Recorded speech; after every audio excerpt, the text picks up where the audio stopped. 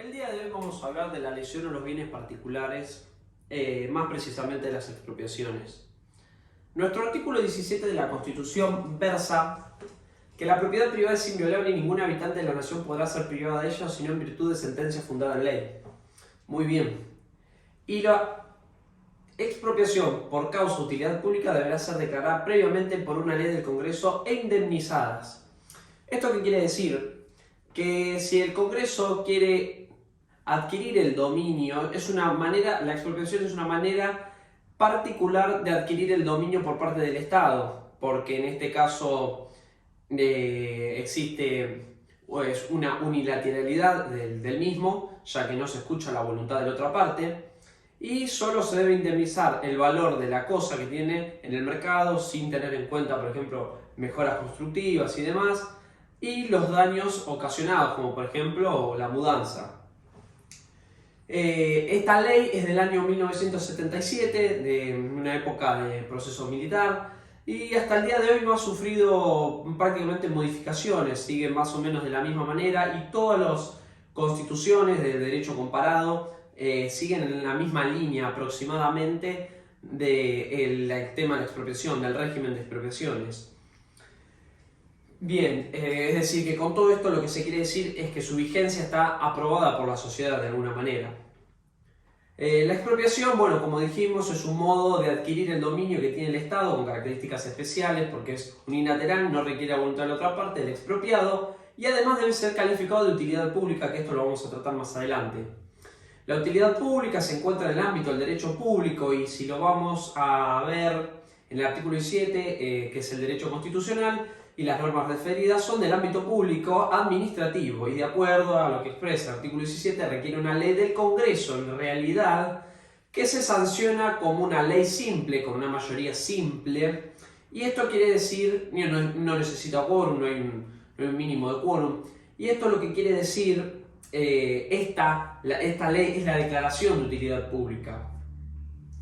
El último aspecto, como dijimos, es fundamental, la indemnización previa que vamos a analizar y de este modo adquirir el derecho que tiene el Estado, que hablamos que es unilateral. Decimos que es unilateral porque no requiere la voluntad del expropiado y bueno, y demás cuestiones. La ley que lo regula es la 21.499 y además en rigor es ponderar el bien general, digamos, de la sociedad por sobre el bien particular, por sobre el disfrute quizás o la propiedad privada del particular. A continuación voy a leer algunos de los aspectos más llamativos que tiene la ley de expropiaciones en la Argentina. La misma es una ley extensa, tiene aproximadamente 70 artículos, de los cuales hay algunos que particularmente me han resultado llamativos.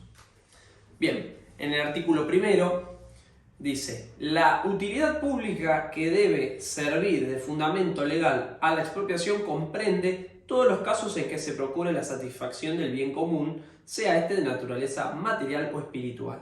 Como dijimos anteriormente, es el bien común por sobre el bien del particular. El artículo 4 dice que vamos en los objetos expropiables, que puede estar sujeto a una expropiación. Pueden ser objeto de expropiación todos los bienes convenientes o necesarios para la satisfacción de la utilidad pública, cualquiera sea su naturaleza jurídica, pertenezcan al dominio público o al dominio privado, sean cosas o no. Es decir, va más allá de la cosa material. Puede haber también bienes, como son la propiedad intelectual, que no requiere de materialidad. Artículo 10. La indemnización, muy importante a tener en cuenta.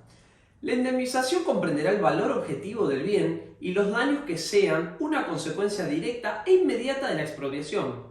No se tomarán en cuenta circunstancias de carácter personal, valores afectivos, ganancias hipotéticas, ni el mayor valor que pueda conferir al bien la obra a ejecutarse. No se pagará lucro cesante e integrarán la indemnización el importe que correspondiere por depreciación de la moneda y de los respectivos intereses. Como dije anteriormente, no se valora las mejoras que pueda llegar a tener la cosa. Se paga lo que vale y listo. Muy bien. Artículo 19. Del procedimiento judicial. El proceso tramitará por juicio sumario con las modificaciones establecidas por la ley y no estará sujeto al fuero de atracción de los juicios universales. Promovida la acción, se dará traslado por 15 días al demandado. Si se ignorase su domicilio, se publicarán edictos durante 5 días en el diario de publicaciones legales de la Nación y en el de la provincia correspondiente.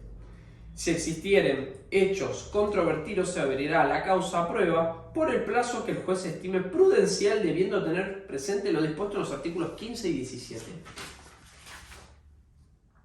Las partes podrán alegar por escrito sobre la prueba dentro del plazo común de 10 días, computados desde que el secretario certificara de oficio sobre la producción de la misma. Presentados los alegatos o vencido el plazo para hacerlo, el juez llamará autos para sentencia, la que deberá pronunciarse dentro de los 30 días de quedar firme aquella providencia. El cargo de las costas del juicio, como así su monto, y el de los honorarios profesionales, se regirán por las normas del Código Procesal Civil y Comercial de la Nación y por las respectivas leyes de aranceles. Las partes podrán interponer todos los recursos admitidos por el mencionado código. Otro artículo muy interesante es, por ejemplo, en el caso que se trata de inmuebles. En el artículo 21 dice: tratándose de inmuebles, incluso por accesión, será competente el juez federal del lugar donde se encuentre el bien a expropiar con jurisdicción en lo contencioso administrativo. Tratándose de bienes que no sean inmuebles, será competente el juez del lugar en que se encuentren o el domicilio del demandado, a elección del actor. Los juicios en que la Municipalidad de la Ciudad de Buenos Aires sea parte tramitarán ante la Justicia Nacional en lo civil de la capital federal. Muy bien. Siguiendo, toda expropiación, como dijimos, puede dar una marcha atrás, porque hay veces que se expropia y no es utilizado el bien para los fines convenidos o que se han declarado en utilidad pública, y puede tener el expropiado derecho a reclamar, debe iniciar un proceso civil. Procede la acción de retrocesión, artículo 35, cuando al bien expropiado se le diera un destino diferente al previsto en la ley expropiatoria, o cuando no se le diere destino alguno en un lapso de 2 años computados desde que la expropiación quedó perfeccionada en la forma prevista en el artículo 29. Muy bien. Demás aspectos interesantes de la ley son, por ejemplo, el artículo 51, que habla de lo mismo, de la expropiación irregular. Procede la acción de expropiación irregular en los siguientes casos: cuando, existiendo una ley que declara la utilidad pública un bien, el Estado toma sin haber cumplido con el pago de la respectiva indemnización. Cuando, con motivo de la ley de declaración de utilidad pública, de hecho una cosa mueble o inmueble, resulta indisponible por evidente dificultad o impedimento para disponer de ella en condiciones normales. Cuando el Estado imponga al derecho del titular de un bien o una cosa indebida restricción o limitación que importen una lesión a su derecho de propiedad. Esos han sido los aspectos más relevantes a nuestro criterio, mío y de mi compañero, que nos resultaron de la Ley de Expropiaciones 21.499. En conclusión, y para ir cerrando con este tema, la expropiación es un instituto contemplado en la Constitución Nacional, tanto así como el derecho a la propiedad privada, con ciertas limitantes. Lo que nos hace dudar o llegar a pensar en una motivación más allá de la letra escrita de la ley es que, al ser una decisión del Congreso, puede estar sujeto a decisiones políticas, digamos, a cuestiones que tienen que ver no con la ley, sino más bien con un interés político, y eso puede generar el cuestionamiento del ciudadano. Veas el caso de Vicentín, que los ciudadanos, gracias a masivas movilizaciones, dieron marcha atrás en el proceso de expropiación. Esto puede ser bueno, puede ser malo, no lo sabemos, es decir, no vamos a hacer una evaluación de ese estilo, no es nuestro propósito con este trabajo construir un juicio de valor alrededor de eso, pero el ciudadano siempre puede cuestionar un proceso de expropiación, cada vez que le resulte dudoso, desde luego, con ciertos motivos que lo avalen y fundado en cuestiones razonables. Sin más, esto creo que ha sido todo. Hemos tratado de darle un desarrollo lo más completo posible al tema. Quizás no alcanza a abastecer este pequeño trabajo todo el articulado de la ley, dada su cantidad de artículos, pero creemos en que es un instituto totalmente contemplado por la Constitución y no podemos negar su existencia, ni podemos decir nada en su contra. Sin más, muchas gracias.